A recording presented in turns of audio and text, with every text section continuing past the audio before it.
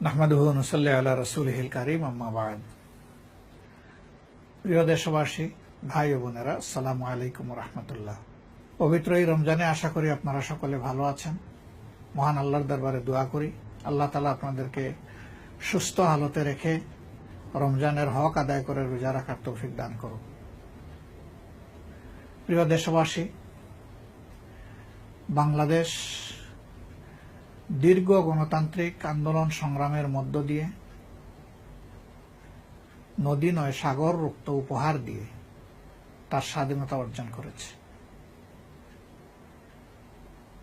জাতি স্বাধীনতা সংগ্রামে জীবন বাজি রেখে এই কারণেই লড়াই করেছিল যে তারা আশা করেছিল সত্যিকারের একটি গণতান্ত্রিক দেশ হিসাবে আমরা বেঁচে থাকতে পারব। যেই গণতন্ত্রের জন্য লড়াই করে বাংলাদেশের স্থপতি মরহুম শেখ মুজিবুর রহমান সাহেবকে দফায় দফায় জেলে যেতে হয়েছিল। অত্যন্ত দুর্ভাগ্যের বিষয়। তার নেতৃত্বে বাংলাদেশ স্বাধীন হওয়ার পর সেই গণতন্ত্রের আকাঙ্ক্ষা জনগণের হৃদয়ের মধ্যে আজকে মরুভূমিতে পরিণত হয়েছে। স্বাধীনতার পর আমরা লক্ষ্য করলাম বহুদলীয় গণতন্ত্র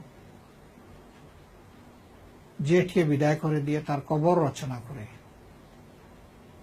একদলীয় বাকশাল কায়েমের উদ্যোগ নেওয়া হলো এবং বাংলাদেশের সকল নাগরিককে ওই একটি দলের সদস্য হওয়ার জন্য বাধ্য করা হলো। এমনকি বাংলাদেশের সিভিল প্রশাসন থেকে শুরু করে বিশেষ বিশেষ সার্ভিসে যারা তখন সদস্য হিসেবে দায়িত্ব পালন করছিলেন তাদেরকেও বাকশালের সদস্য হওয়ার জন্য বাধ্য করা হলো। দেশে আইনের শাসন তো দূরে থাক, একটি ভয়াবহ নৈরাজ্যকর পরিস্থিতি গোটা জাতি প্রত্যক্ষ করল। হাজার হাজার মুক্তিযোদ্ধা সহ অসংখ্য মানুষ বিনা বিচারে আইন শৃঙ্খলা রক্ষাকারী বাহিনীর হাতে জীবন দিল। অসংখ্য মা বোনেরও ইজ্জত যুদ্ধকালীন সময় যেমন লুণ্ঠিত হল, বাংলাদেশের স্বাধীনতার পরে একই বীভৎস খেলা গোটা বাংলাদেশ প্রত্যক্ষ করল, যার ধারাবাহিকতা এখনো অব্যাহত রয়েছে। প্রিয় দেশবাসী, এদেশে সংখ্যালঘু সংখ্যাগুরুর কোনো ব্যবধান থাকার কথা ছিল না।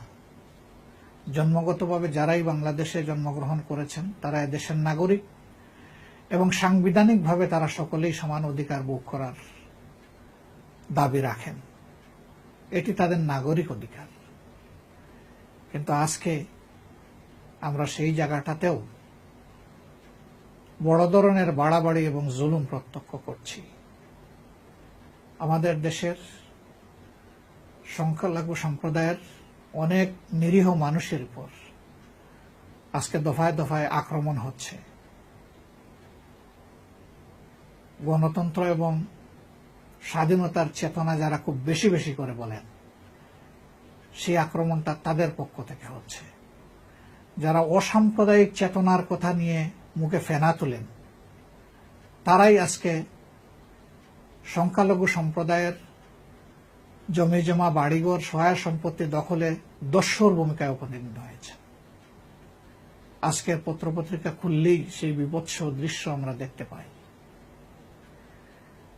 কাউকে শারীরিকভাবে আঘাত করা হচ্ছে, কাউকে লাঞ্ছিত করা হচ্ছে, কাউকে জোর করে বাড়িঘর ছাড়া করে দেশ ছাড়া করার পায়তারা চলছে। আমরা তার নিন্দা জানাই। কেন এটা হবে? একটি স্বাধীন গণতান্ত্রিক দেশে সকল নাগরিকের শান্তিপূর্ণভাবে বেঁচে থাকার অবশ্যই অধিকার আছে। অন্যদিকে আমরা লক্ষ্য করছি 2014 সালে নৈতিক এবং সাংগঠনিক বৈধতাবিহীন ভোটারবিহীন একটি নির্বাচনের মধ্য দিয়ে কর্তৃত্বশীল আওয়ামী লীগ ক্ষমতায় আসার পর থেকে দেশকে একটি বৃহৎ জঘন্য কারাগারে পরিণত করেছে। কোথাও মানুষের মনে কোনো শান্তি নাই, স্বস্তি নাই, সম্মান এবং ইজ্জত নিয়ে বাঁচার সামান্যটুকু আশা নাই। আজকে একটি মহা দুরাশা গোটা জাতীয় জীবনকে গ্রাস করে ফেলেছে। অব্যাহতভাবে বিরোধী দলকে দমনের জন্য এমন কোনো অপকর্ম নাই যেটা সরকারের পক্ষ থেকে করা হচ্ছে না।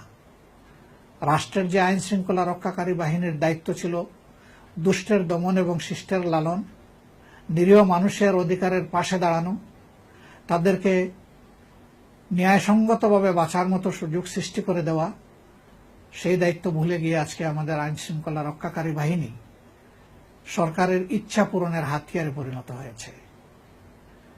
তাদের অনেকে আবার দুঃখজনকভাবে রাজনৈতিক ভাষায় কথা বলেন, কোনো কোনো ক্ষেত্রে রাজনৈতিক নেতাদেরকেও ছাড়িয়ে যান। এই প্রবণতা একটি জাতির জন্য অত্যন্ত ভয়ঙ্কর। আইন শৃঙ্খলা রক্ষাকারী বাহিনীর কাছে যদি দেশের মানুষ নিরাপত্তা বোধ না করে, তাহলে মানুষ যাবে কোথায়? বিচার ব্যবস্থা যা আছে তা নিয়ে সাবেক প্রধান বিচারপতির একটি কথাই যথেষ্ট। জনাব মাহমুদুল আমিন চৌধুরী বলেছিলেন যে গোটা বিচার ব্যবস্থা এখন কাচের ঘরে পরিণত হয়েছে, ঢিল ছুড়লেই ভেঙে চুরমার হয়ে যাবে। আমি আমার নিজের কোনো কথা বলছি না। তিনি একজন বিদগ্ধ বিচারপতি এবং অত্যন্ত সুনাম ও দক্ষতার সাথে তিনি প্রধান বিচারপতির দায়িত্ব পালন করে সসম্মানে তিনি অবসরে গিয়েছেন।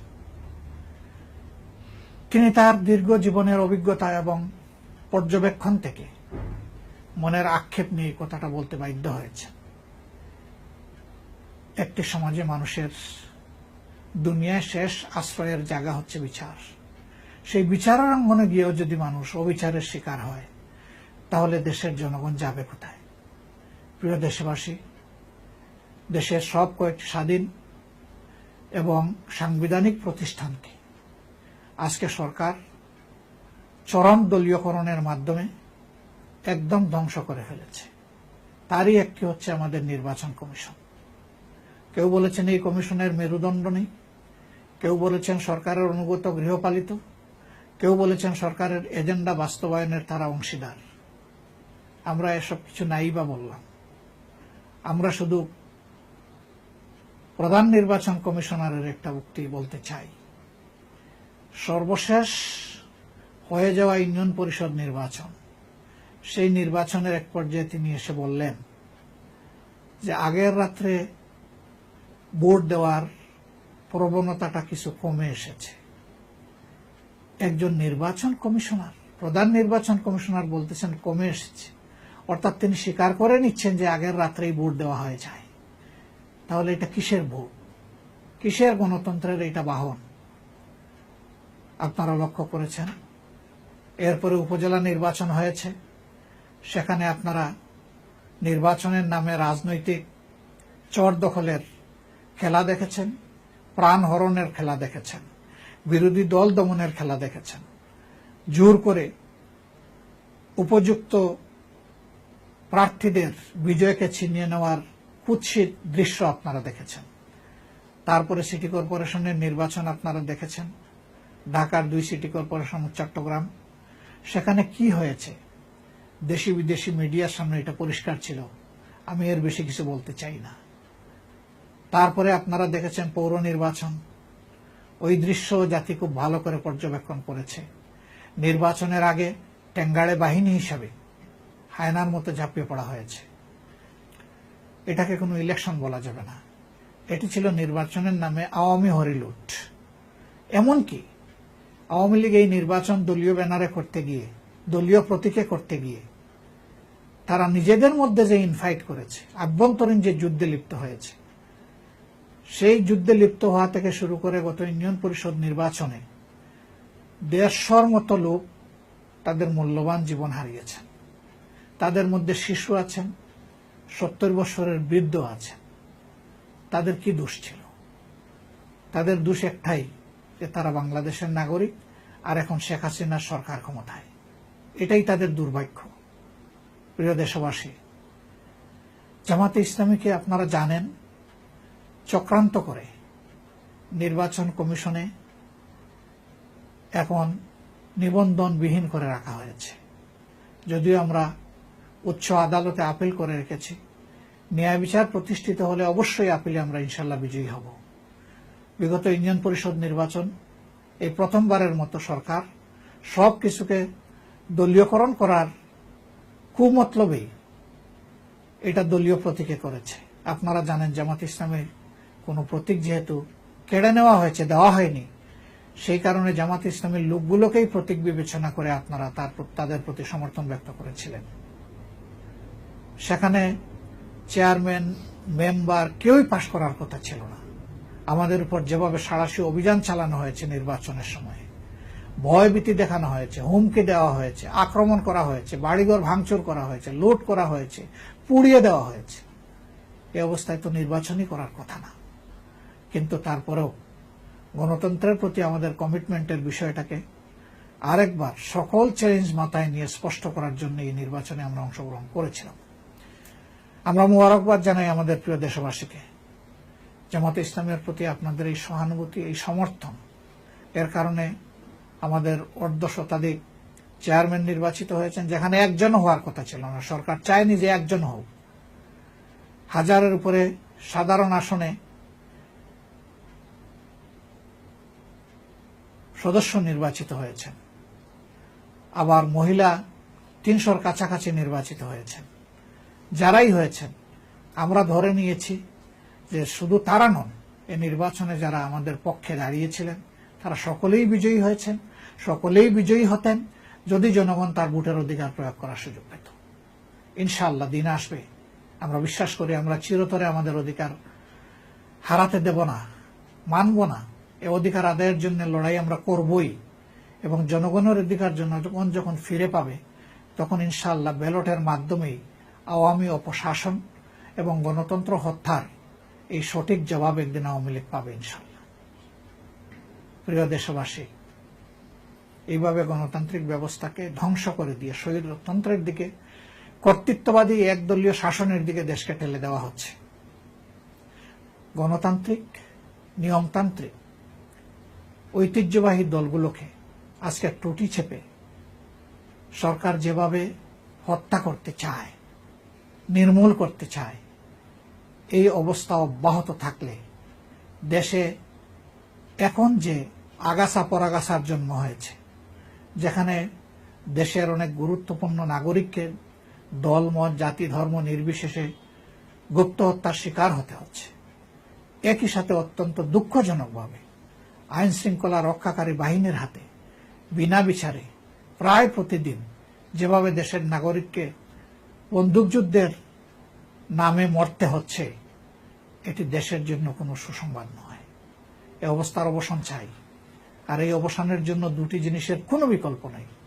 একটি হচ্ছে হতাশাগ্রস্ত এই জাতিকে আবার আশান্বিত করে তোলার জন্য জাতীয় ঐক্যের কোনো বিকল্প নেই। সরকার জাতিকে বিভক্ত করে কার এজেন্ডা বাস্তবায়ন করতে চায়, দেশবাসীর কাছে এটা স্পষ্ট। দেশবাসী সেই ষড়যন্ত্র বাস্তবায়ন হতে দেবে না। এই জন্য আমরা দেশবাসীকে ন্যায়ের পক্ষে, গণতন্ত্রের পক্ষে, অধিকারের পক্ষে ঐক্যবদ্ধ হওয়ার জন্য আমরা উদাত্ত আহ্বান জানাই। প্রিয় দেশবাসী, গণতান্ত্রিক ব্যবস্থাকে ফিরিয়ে আনতে হলে এই সরকারের অধীনে এবং বর্তমান নির্বাচন কমিশনের মতো মাজাভাঙ্গা নির্বাচন কমিশনের অধীনে গণতন্ত্র ফিরিয়ে আনা অসম্ভব। সেই ক্ষেত্রে আমাদের যে দাবি যে নিরপেক্ষ একটি সরকারের হাতে ক্ষমতা দিয়ে নির্বাচনের ব্যবস্থা অবশ্যই করতে হবে। নির্বাচন কমিশনকে আমূল ঢেলে সাজাতে হবে। সেটা হবে ইনশাআল্লাহ বাংলাদেশে। এই নির্বাচনের মধ্য দিয়েই আমরা আশা করি বাংলাদেশে গণতন্ত্র আবার ফিরে আসবে। সেই দিনের অপেক্ষায় আমরা থাকব এবং নাগরিক হিসাবে যার যার নিজ নিজ অবস্থান থেকে অধিকার আদায়ের এই লড়াইয়ে সকলকে যথাযথ ভূমিকা পালন করার উদাত্ত আহ্বান জানাচ্ছি। এই নির্বাচনে যারা নিহত হয়েছেন আমি তাদের আত্মার মাগফিরাত কামনা করছি। 12,500-এর মতো লোক যাদেরকে আহত করা হয়েছে, পঙ্গু করা হয়েছে, আমি তাদের সুস্থতা কামনা করছি। তাদের সকলের প্রতি এবং তাদের শোক সন্তপ্ত পরিবারের প্রতি গভীর সমবেদনা জ্ঞাপন করছি এবং সরকারকে এই হত্যার খেলা বন্ধ করার জন্য আহ্বান জানাচ্ছি। প্রিয় দেশবাসীকে আমাদের পক্ষ থেকে আবারও রমাদানুল মুবারকের শুভেচ্ছা এবং মোবারকবাদ জানিয়ে আমার বক্তব্য এখানেই শেষ করছি। আল্লাহ হাফিজ। বাংলাদেশ জিন্দাবাদ। বাংলাদেশ জামাতে ইসলামী জিন্দাবাদ।